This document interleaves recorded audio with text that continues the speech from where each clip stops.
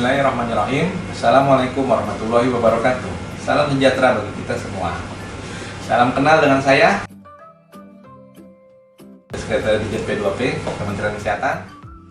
Dalam rangka pemenuhan pemahaman akan materi pada pelatihan kepemimpinan pengawas, pada kesempatan kali ini saya akan menyampaikan pelajaran tentang pengendalian pekerjaan. Seperti yang telah kita ketahui, terdapat 7 hal utama yang saling berkaitan dalam pengendalian pekerjaan, yaitu yang pertama, teknik komunikasi publik. Yang kedua, perencanaan kegiatan pelayanan publik. Yang ketiga, penyusunan rencana kerja anggaran pelayanan publik. Yang keempat, publik digital. Yang kelima, manajemen mutu. Yang keenam, manajemen pengawasan. Dan yang terakhir, yang ketujuh, pengendalian pelaksanaan kegiatan. Baiklah Bapak Ibu, kita akan memasuki hal pertama dalam pengendalian pekerjaan. Yang pertama, teknik komunikasi publik. Komunikasi publik merupakan proses penyampaian informasi kepada banyak orang yang berperan penting dalam menciptakan dan menyebarluaskan pesan penting kegiatan. Komunikasi publik dapat dilaksanakan di depan umum atau melalui tulisan. Seorang pemimpin harus dapat menjadi humas dan mampu berkomunikasi dengan baik dan efektif terhadap orang yang diselilingnya untuk kesamaan visi dan misi dalam organisasi sehingga produktivitas kerja dapat meningkat. Yang kedua, perencanaan kegiatan pelayanan publik.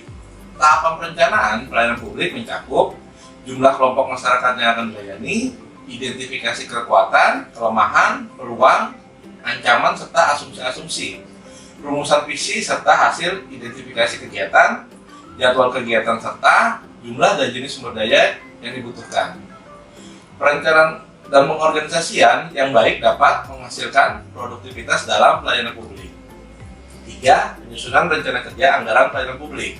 Dalam organisasi pemerintahan, penyusunan rencana kerja dan anggaran sangat penting.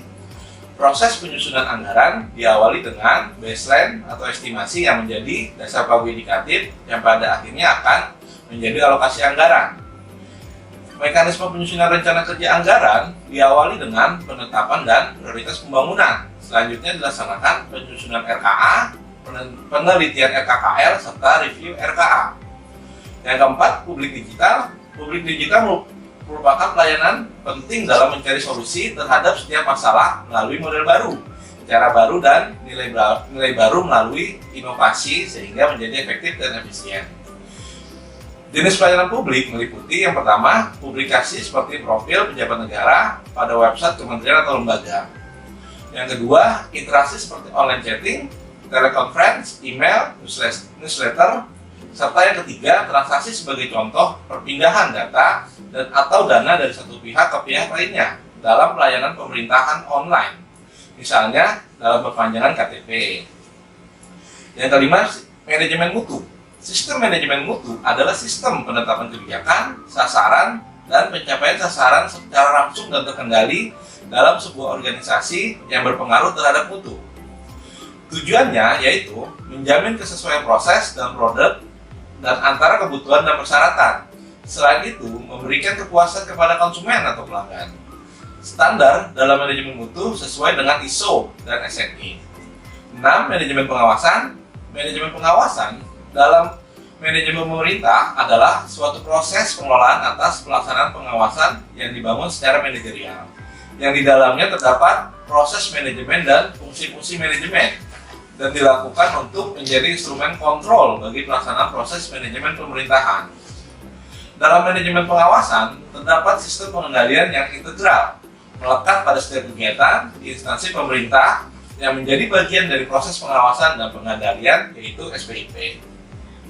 Pengawasan dalam SPIP berkaitan langsung dengan tujuan pengawasan, yaitu keterbukaan dan transparansi, tanggung gugat, efisiensi, efektivitas, serta profesionalisme dan kompetensi.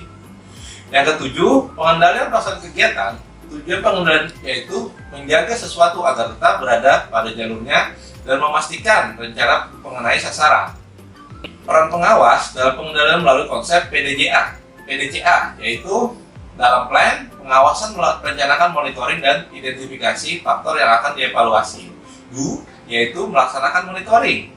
Cek yaitu melaksanakan evaluasi atau hasil monitoring. Act yaitu menyusun rekomendasi dan aksi perbaikan atau peningkatan kinerja. Demikian beberapa hal yang dapat saya sampaikan, semoga bermanfaat bagi kita semua. Terima kasih. Salam sehat.